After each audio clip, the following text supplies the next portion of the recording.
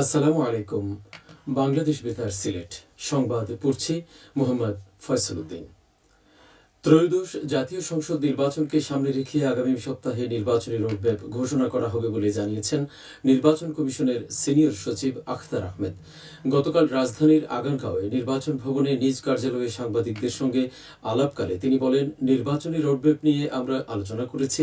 আশা করছি আগামী সপ্তাহে নির্বাচনী রোডম্যাপ দিতে পারব। এতে আমাদের প্রস্তুতি সম্পর্কে একটি স্পষ্ট ধারণা পাওয়া যাবে। সিলেটের কোম্পানীগঞ্জ উপজেলার ভোলাগঞ্জের সাদা পাথর থেকে লুট হওয়া পাথর 7 দিনের মধ্যে আগের জায়গায় ফেলার নির্দেশ দিয়েছেন হাইকোর্ট। একই সঙ্গে পাথর লুটের ঘটনায় জড়িতদের তালিকা চাওয়া হয়েছে। বিচারপতি কাজী জিনাত হক ও বিচারপতি আইনুন নাহার সিদ্দিকার হাইকোর্ট বেঞ্চ গতকাল রোল সহ এ আদেশ দেন।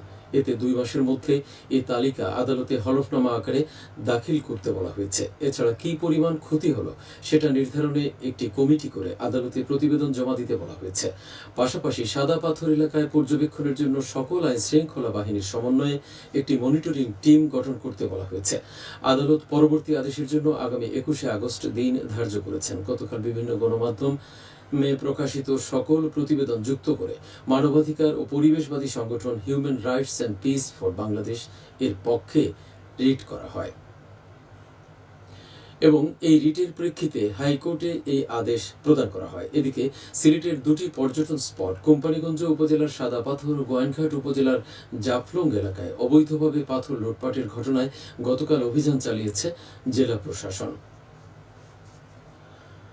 2025-26 কর বছরের জন্য অনলাইনে আয়কর রিটার্ন দাখিলে ব্যাপক সাড়া মিলেছে। প্রথম 10 দিনেই এই রিটার্ন দাখিল করেছেন 96,945 জন করদাতা। গত 4 আগস্ট এই রিটার্ন জমা কার্যক্রমের আনুষ্ঠানিক উদ্বোধন করা হয়।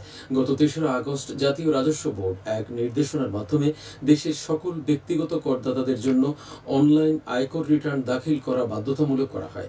তবে যারা নিবন্ধন সংক্রান্ত সমস্যার কারণে অনলাইনে রিটার্ন জমা দিতে পারবেন না, তারা আগামী 31 অক্টোবরের মধ্যে যথাযথ যৌক্তিক কারণ উল্লেখ করে সংশ্লিষ্ট উপ কর কমিশনারের কাছে আবেদন করতে পারবেন। পরে অতিরিক্ত বা যুগ্ম কর কমিশনারের অনুমোদন ক্রমে পেপার রিটার্ন দাখিলের সুযোগ পাবেন। এই রিটার্ন সংক্রান্ত সহায়তার জন্য এনবিআরে একটি কল সেন্টার চালু রয়েছে। সেখানে কল দিয়ে তাৎক্ষণিকভাবে এই রিটার্ন সংক্রান্ত প্রশ্নের উত্তর পাওয়া যাবে। ব্যবসায়ীদের সাথে Habiganj chamber of commerce and ইন্ডাস্ট্রির মতবিনিময় সভা অনুষ্ঠিত হয়েছে গতকাল।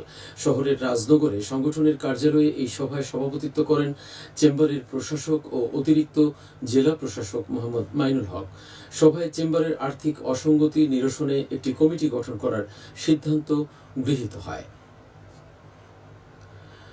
সিলেটে জিয়াউর রহমান ফাউন্ডেশনের উদ্যোগে মাসব্যাপী ফ্রি চক্ষু সেবা কার্যক্রম শুরু হয়েছে। ফাহিমাল চৌধুরী ট্রাস্টের সহযোগিতায় আয়োজিত বিনামূল্যে চক্ষু সেবা কার্যক্রমের সূচনা উপলক্ষে গতকাল সকালে জকিগঞ্জ উপজেলার মৌলভী সাইর আলী উচ্চ বিদ্যালয় মাঠে এক সভার আয়োজন করা হয়।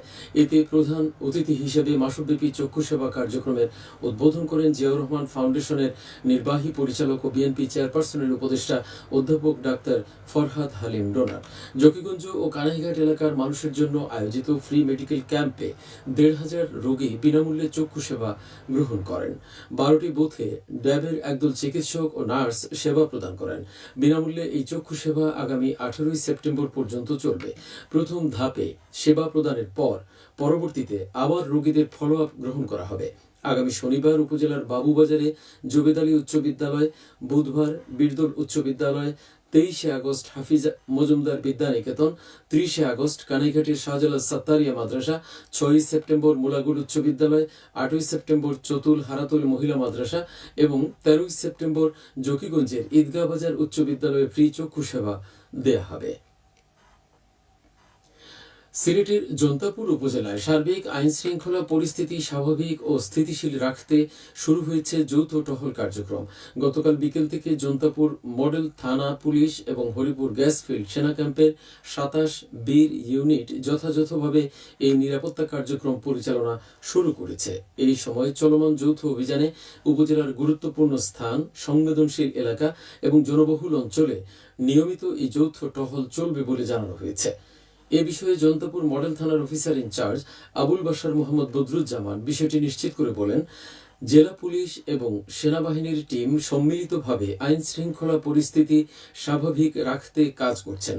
এতে জনগণের নিরাপত্তা নিশ্চিত করতে আমরা সর্বদা প্রস্তুত থাকব।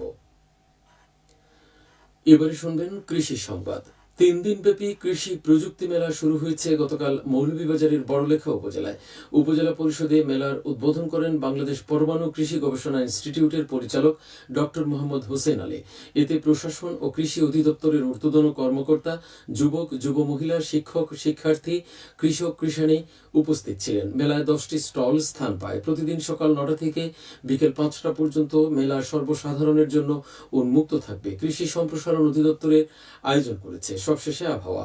সন্ধ্যে 6টা পর্যন্ত পূর্বাভাসে বলা হয়েছে সিলেট সহ পার্শ্ববর্তী এলাকায় আজ কোনো সতর্কবাণী নেই এবং কোনো সংকেত দেখাতে হবে না। আজ সিলেটে সূর্যোদয় হয়েছে 5টা 26 মিনিটে এবং অস্ত যাবে 6টা 27 মিনিটে। সংবাদ শেষ হলো। আমাদের পরবর্তী স্থানীয় সংবাদ প্রচারিত হবে বিকেল 4:30টায়।